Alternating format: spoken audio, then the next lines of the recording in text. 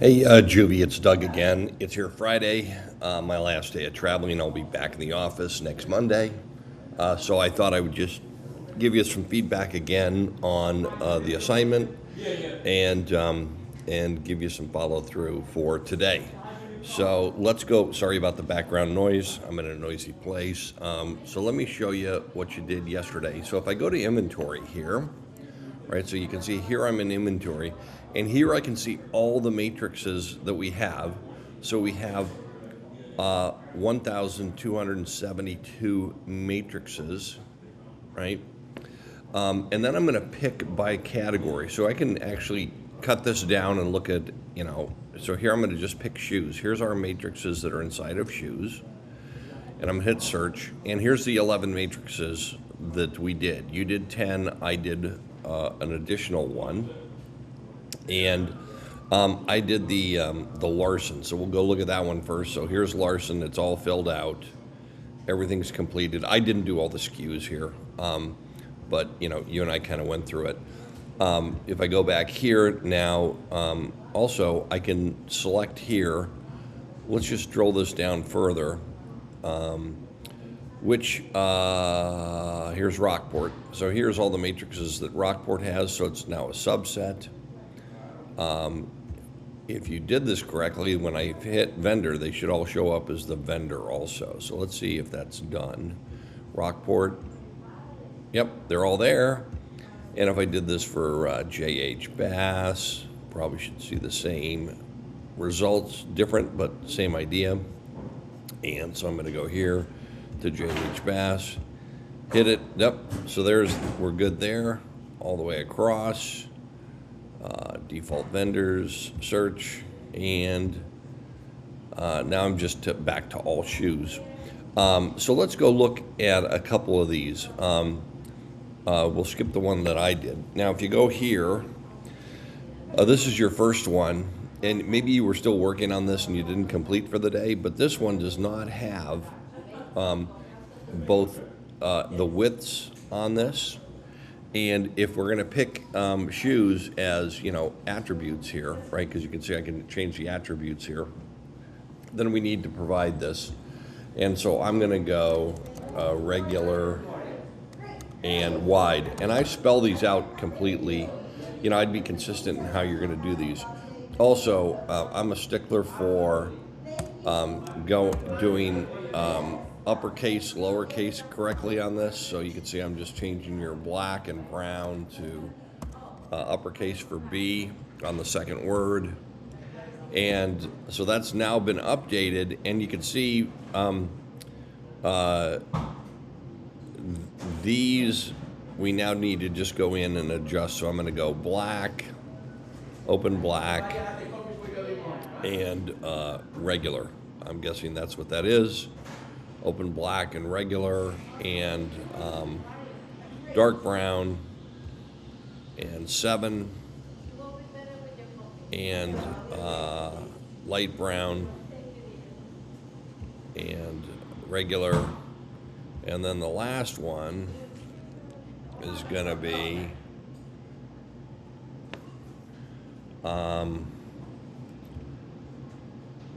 black and regular. Does it allow me to do that? Okay, there we go. So I just did those, but let's go back and look at another matrix here. Here we go. This one you did do all the sizes, and you did the widths. Again, I would do, medium, wide, or whatever value it is. I wouldn't just put M and W. I tend to spell them out fully often. And here you can see you have them all done properly. If I go to the next one, looks good.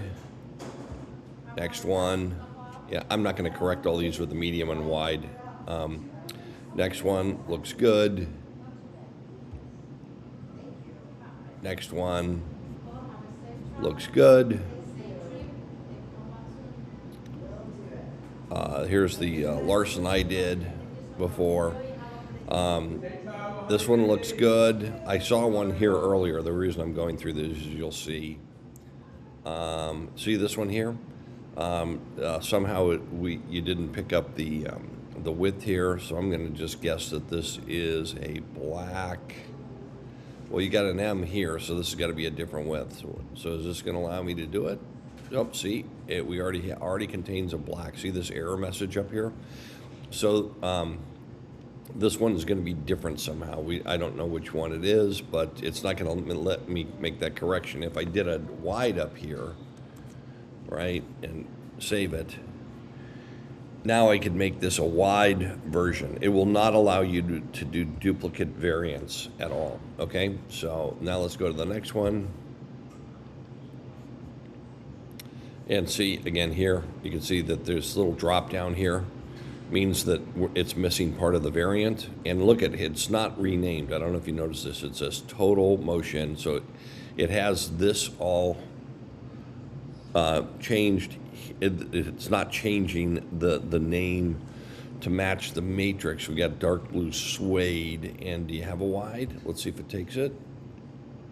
Yep, and should change it. And now you can see it's been changed, right? So that it did away with that. And so there's, I'm not going to go through all these. You get the idea. You know, here's another one that's missing. I'll let you go fix it. Yeah, so that's that. So good job. Oh, here again, I'm going to correct this, right? So you have light brown. I tend to be a stickler for, you know, getting the syntax right on this. The reason this is important is if we ever publish this to an e-com tool like Shopify, it's going to pick up the name from this. So we want to have our syntax really clean and crisp if we push it over to Shopify eventually. So I'm going to come back here. Here's my matrices. So here's the assignment for today, because this looks really, really good. What I would like you to do for today, and this probably is going to be our last lesson around setting up SKUs and matrices. I'll probably come back next week and we'll do one for services. But what I'm going to do is come here and say, can you come here to inventory? We're going to add 2 more categories. So I come down here, here's shoes, 110 shoes, add 2 more categories underneath shoes, so 120, add belts, so 120 would be belts, and then you can add the appropriate under belts subcategories. Men's belts, ladies' belts are probably the only 2 you're going to have. Men's belts and ladies' belts.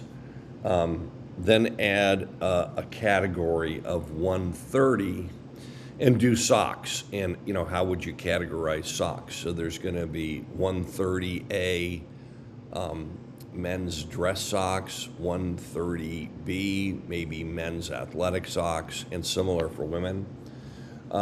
You can, let's go out here to Nordstrom.com, and we'll just pick some vendors that we would set up for this, for men's, and I'm going to pick belts and see if there's a couple of brands we could just pick up. They probably do. There's a Madewell belt.